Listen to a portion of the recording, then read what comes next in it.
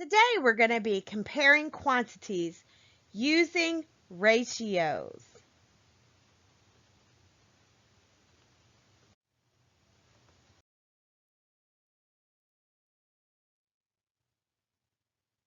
Write the letter of the rate that matches each ratio. If I look at the first one, $7.50, 3 pounds. I want to take $7.50 and divide it by 3 pounds. When I do that, I get $2.50, which makes C my correct answer, $2.50 for every 1 pound. The second problem, I have $3.74 to 5 pounds. I want to take $3.74, divide it by 5, and I get 74 and 8. So I would round it up, making it 75 cents for every 1 pound. The correct answer is A. Looking at the third problem, I have $6 to 4 pounds. 6 divided is $1.50, making the correct answer for this one D. Using the information that I have, I can estimate that B is going to be my correct answer for the last one. If we check it, $13.50 divided by 6 is $2.25. So B, $2.25 for each 1 pound.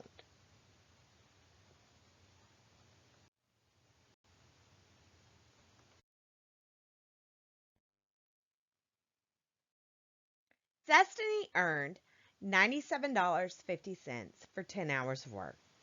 Jocelyn earned $110 for 11 hours of work. How much did each person earn per hour? How can you use this information to compare their earnings? Destiny, I put it as a fraction, 97.50 over 10. Jocelyn, I put it as a fraction, as 110 over 11. Remember, fractions are a numerator divided by a denominator. When I divide 97.50 by 10, I get $9.75 per hour, which would be the rate Destiny earns money. I want to take Jocelyn's and I want to do the same thing. And I want to say 110 divided by 11, and I get $10 per hour.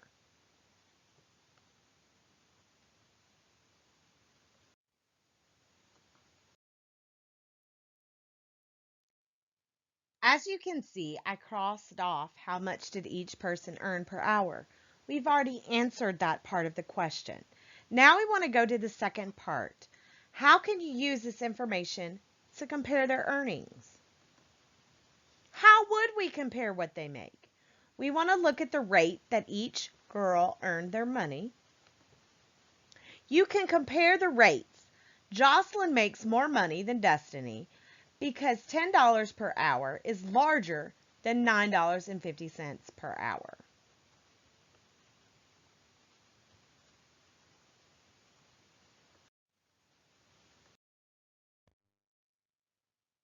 The ratio of girls to boys in a student basketball league is 5 to 6. Choose true or false for each statement. A. For every 5 girls in the league, there are 6 boys. If I go back to my question, I'm comparing girls to boys, and the ratio is 5 to 6.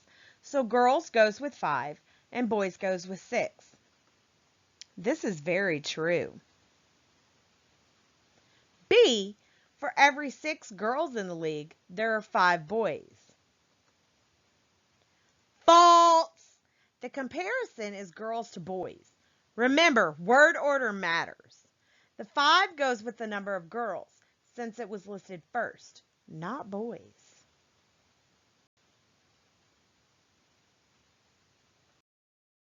C.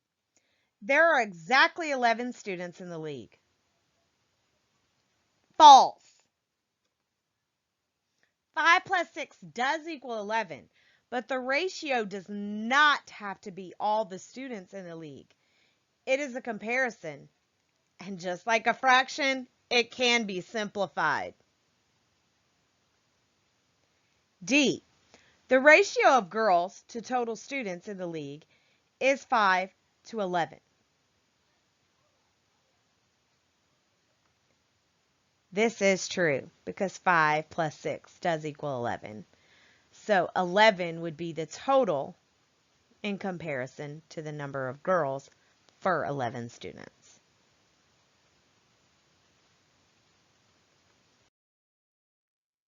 E. There could be 20 girls and 24 boys. If I put it as a fraction, 5 over 6, and I want to see if it's equivalent to 20 over 24. 5 times 4 equals 20, and 6 times 4 equals 24. So just like an equivalent fraction, it makes it an equivalent ratio. True. F. There could be 15 girls and 20 boys. 5 over 6 in comparison to 15 over 20. In order to get from 5 to 15, I would need to multiply by 3. This is false because 5 times 3 equals 15. In order to make an equivalent ratio, you would need to multiply 6 times 3 and get 18, not 20.